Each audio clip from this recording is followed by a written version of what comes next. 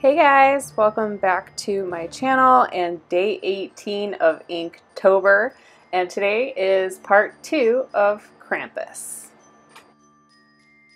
If you are new around here, my name is Kelly and I am doing the Inktober challenge created by Jake Parker, and this month I asked Courtney Hurst Art and Illustration if she would like to do a month-long collaboration with me surrounding Inktober. We both picked themes and we are posting daily videos when the YouTube gods allow us to upload in a timely manner.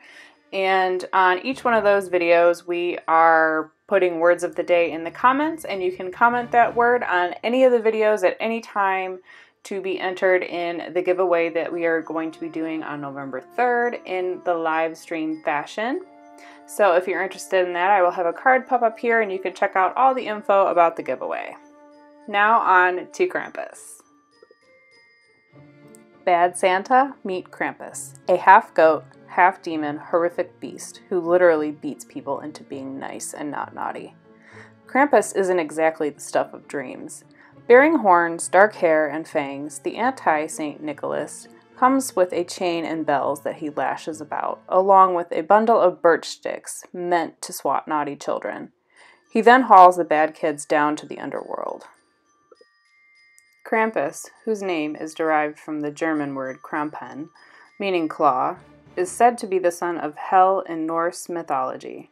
The legendary beast also shares characteristics with other scary, demonic creatures in Greek mythology. The legend is part of a centuries-old Christmas tradition in Germany, where Christmas celebrations begin in early December. Krampus was created as a counterpart to kindly St. Nicholas, who rewarded children with sweets. Krampus, in contrast, would swat wicked children and take them away to his lair. According to the folklore, Krampus shows up in towns the night before December 6th, known as Krampus Night.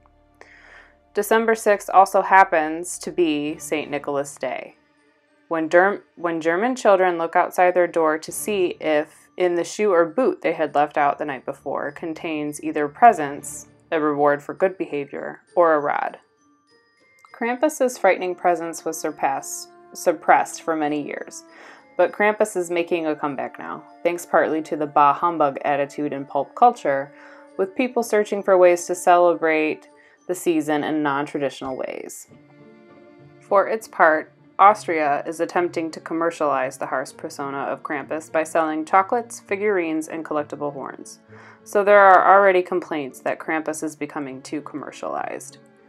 Looks like Santa might have some competition. I hope you guys enjoyed the tale of Krampus. All of today's information came from the National Geographic website, and I will leave that linked in the video description below if you would like to check that out. Now let's talk about the piece a little bit. For today's piece, you guys saw the drawing video in day 17's video, which was yesterday, and we are continuing our piece on in this one. Now for this piece, I decided to work a little bit differently. I normally save the line work for last, but I am noticing a lot of watercolor artists and a lot of Inktober participants this year are using liner or fine liners first, and then doing their washes over it afterwards. Which I found to be very interesting, but I was worried that it would, like I didn't have any pens that would be water resistant, but it turns out the ones that I just bought, the Faber-Castell Artist Pitt pens, actually are waterproof, and I tested them out prior to using them on this piece just to make sure.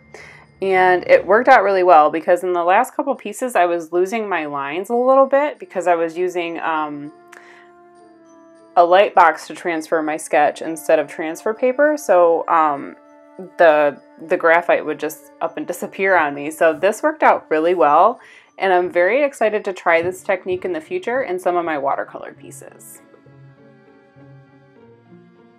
I also used a lot of layers and a lot of masking fluid in this piece. I wanted to test out and see if it would pull up any of the ink on the layers that I wanted to preserve and keep their color.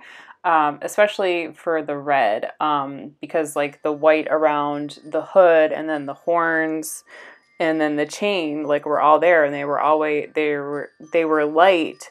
And I didn't want the red ink to bleed into them, and I was happy with the result of that. I am a little displeased with my red ink. It seems like to be kind of blotchy, or like the pigments are like particle, like, you know how you get that watercolor grittiness. The red ink kind of did that. I mean, it had an okay effect on it for this piece, because the part that was lighter, which was the top of the head in between the horns, was actually where I wanted the highlight anyway. But it would have been unfortunate if I did want it to look a lot smoother.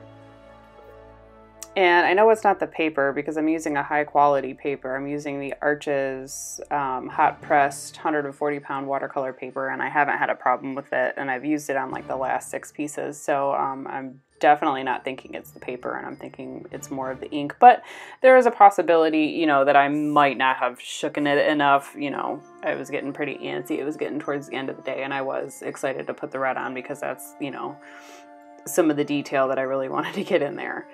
So as far as the composition of this piece, you guys are probably wondering what those barrels are hanging in the background. The Krampus made an appearance in the show Grimm, and I'm not sure if you're familiar with it, but what he did was he kidnapped a whole bunch of children on the one night, and he would put them in these baskets and hang them from the trees in the forest. And then he would come back on a certain night, like I think it was Christmas Eve, and eat them all that night. And I just thought that was a really cool concept, and I wanted to kind of put that in there. And I have the chain and the horn, so it's all pretty much good to go. So here are some close-ups of the finished piece. I'm really, really, really happy with how this one came out. I like it a lot. So if you guys liked this video, make sure you give it a thumbs up. Subscribe to stay up to date with everything. And the word of the day is pinned in the comments section.